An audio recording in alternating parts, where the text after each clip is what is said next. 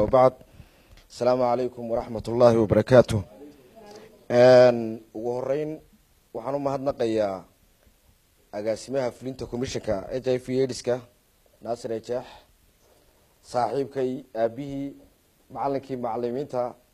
أحمد نور قروجا أبيه صاحبكي أدبر فرح سنة ما أنت ينو حلكا وأنا جاي وريتشني أنا قوينا كيسة كلوز فريند لسه ضدك أنا هاي وكمدي هاي سهرة مع سهرة رنتي aad baan iyadana aan u sii sabootinaya waan ku faraxsanahay inay dadka sidaas ma aragtay sharaftowle dadka sidaas aqoontowle inay macnaha anaga booska noo baneeyaan oo ay mas'uuliyadda nagu wareejiyaan waxaan u mahadnaqayaa sidoo kale dhammaan ka soo qaybgalayaasha dhammaan ugu horeeyo dhakhtar Shabeel runtii doctore aad baan ugu faraxsanahay nagala soo qayb gasho dhakhtar Geel كاسو هذا حمد أفقر شيء أقاسمها معمول كي العقد كوميشن كمينا كوميشنير هذا كميدا لما تري هذه أدوات ما سنتي رنتي وحويا مدحوينها قرك جمهورية الصومالي الآن حل كان نوصو إجماعي وانو مهنقينا dad badan oo reer Soomaaliland oo markii xilka la magacaabay ila soo hadlayo igu lahaa Maxamed Abiib halka meel ka sarreeyay kula doonaynay aniguna wali halkan meel ka sarreeyay doonaya waan idin sheegay aad baad u maasantiin waxaan soo aqbalay inaan halkan qabto macallinkayga siyaasadda Ilaahay oo raxmado oo aan wax badan kaga daydo mudane Maxamed Xaaji Ibrahim Cigaal marxuumkii Faataxada Umar ayaa isagoo ra'iisul wasaare noqday xamar anu wali waxaan noqon waa shaqadii ugu horeysay aan bilaabo isagoo ra'iisul wasaare noqday ay Maxamed Siyaad Barre wuxuu magacaabay rugta ganacsiga habeennimadii markii dad badan ila soo hadlay dad badan ila soo hadlay madax meermeeriye ay markii dambe ugu soo dhacdo sanadkii oo hadii Maxamed Xaaji Ibrahim Cigaal halka aqbalay ya maxay yeela ma saluugeen position kan iyo dadka loo shaqeynayo laakiin macnaha dadku waxay la jeclaayeen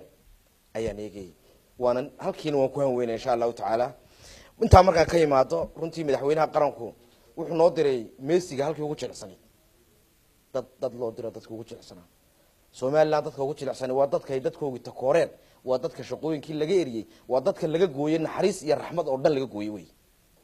waa dadka aynu naqaano inay la iska ilaaliyo taabashadooda sida ayga waa kuwa la iska ilaaliyo inay sidii dul xun qabaan iyo kishi baraayna waxna la cunaan ay madaxweynaha noo diray isma lahayn macnaha naxariista caynkaas laga filayaa in dadka lagu diro waxaan salaanin adag oo xira iyo eriya iyo fura yaad ahayd malaha war dadka caynkaasana loo direen noo soo duceeya waxaan dadka u sheegayaa idinka mudan naxariista mudantihiin baa halka ka helaysaan agteeda waxa xaq u leedahay baa ka helaysaan hadii maartay waankii uu halkan laga jeediyay in hay'adihii waxaan wax ku bixinayay ay wixii yareeyeen noqotana Soomaaliland waa dad isku tashiga yaqaan dadkeedu وطن isku tashiga yaqaana dawadiinu ku mayso ku gaatoon maysan dadkiina dhaxdiisa wixii aad haysateena waa haysanaysaan wax cusubna idin soo biiraan barajeynina annagoo kaashanayna biidmilaahi kariim xooga cusub iyo maad aragtay dardarta cusub iyo waxana la soo filay madaxweynahan waxaanu ka codsan doonaa inuu nagu xoolayo dadka ay lagu hagaajiyo wixii lagu hagaajinayo ka codsan doonaa maadaama ay wixii hoos u dhaceen oo halkaan keenay inta markaan ka yimaado waxa mas'uuliyad kala saaran tahay in la ilaaliyo dadka bad qaba kuwa badka qaba ina ilmahaaga yeena kaagu ilaashamaan oo la ilaaliyo lagu ilaalin kari maayo inaad guriga ku ilaaliso lagu ilaalin kari maayo inaad dhakhtar fiican aad geyso lagu ilaalin kari maayo inaad school fiican geyso wuxuu ku ilaashamayaa ina kaagu oo inantaada ku ilaashamaysa inaad ugu horeyn naxariis u muujiso qofka xanuunka la nool oo aad mas'uuliyad ka saarto oo aanad takoorin buu ilmahaaga ku ilaashamaya waxa kale ku ilaashamaya qodobka labaad waa in guurka dadka loo fudaydiyo laga daayo culaysyada iyo mushkilada la saarayo xanuunka laga badbaadiyaa waa inta dawada iyo maaragtay waxaynu ku wareerayno waxa ka muhiimsan inaynu aynu moos weyn iska dhigno labada moos ugu waaweyn waa labada because hadii aad qofkii takoorto cadaawad buu muujinaya isaga isku dayay inuu kugula dagaalamo because wuxuu haystaa madax nuclear buu haystaa oo ridi karo saacadu doono haystaa marka waa inaynu kaas uga badbaadino inta markaan ka yimaado laba arrimood waa muhiim waxa weeyaan wada shaqaynta halka commission qaran baa jooga commission kani marna uu wada guuleysanaya marna uu wada guuldareysanaya hadii uu ma jirto xil aan kala leenahay commissionka qaranka ee la dagaalanka HIV AIDS ka qarankana loo soo magacaabay waxaan rajaynayaa insha Allah taala inuu yahay naga dhigo kuwii guuleysay idinkana waxaad ka codsanayna inaad noo ducaysaan qodobka labaad ee aan kusoo gabagabeynayo dad wakti badan baad taagnaydeen wakti badan baad halkan aada joogteen dhammaantiin waan idiin mahadnaqaynaa war hal qodob waxa weeyaan wacyigelintu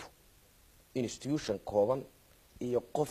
iyo koox iyo durbaano la abaabule ma samayn karaan haddii aynaan qof iyo aqal aynaan isku gaadhsiinin in bahalkaas sida looga hortegaya aynu isu sheegno oo kaloo aynu isu sheegno in aynu waxay tallaabooyinka aynu qaadayna yihiin qaar cad oo ay ugu horeyso taa aan sheegay in dadkaa naxariis loo muujiyo oo shaqooyinkooga aan kula dagaalano oo aan kula dagaalano maad aragtay waxa ay helayaan ee ay ama haydi ugu deeqdaan ama qaranku ugu deeqo wallahi waxaan idin ballan qaadaya in kiish beriis oo qaranku idinku deeqay inaan xafiiskayga lagu cunay taas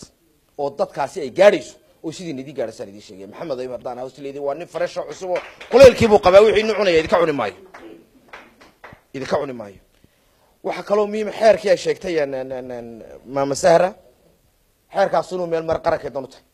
waxa kaloo qaranka doon inuu meel maro dee qofka la qaban kari waayo isagoo loo naxariistay isagoo shaqadiisii lagu ilaaliyay isagoo daryeelkiisii la sameeyey ummadda la dhex tegaya maad aragtay mushkilad daaweyn la dhex tegaya xeer iyo xakamo lagu qabto u baahan yahay in xeerkaa la developweeya waxa weeyaan anagoo kaashanayna commissionkii hore anagoo kaashanayna ragga muddada badan kasoo shaqeeya anagoo kaashanayna acyaanta aqoonta le ee mudakarka ah ee maad aragtay arrintan hareeraha gooyaha ka jooga anagoo kaashanayna inuu meel maro oo baarlamaankuna halkiisii gaadhsiiyo insha allahu tacaala waanu rajeynaa aniguna ku dabageli doonaa aad iyo aad iyo aad iyo aad baan idinku mahadnaqayaa dee waxa weya miisaankii baan fuulay maanta somaliland in badan baan anu dadku maalin raggaan iyo ninka muxuudiina chiefku labada ina reyga xiga executive directorkuna waa chief muxuudiina waa chief labadaba odayaal baa horta la socdaa markaan idinku khaldaman odayaal qabtaa meesha jooga waad ogaanaysaan waxaan somaliland u sheegayaa maanta miisaankii baan koray laba midub bay noqonaysaa inay igu qiimaysaan oo aan jaranjarada intaan soo fulay igu tiraadaan waad sii socon kartaa maxamed abi iyo inay igu tiraadaan gurigii hooyadaa ku noqo labadaa midub bay noqonaysaa iisoo duceeya insha allahu tacaala assalaamu calaykum waraxmat ullahi wabarakaatu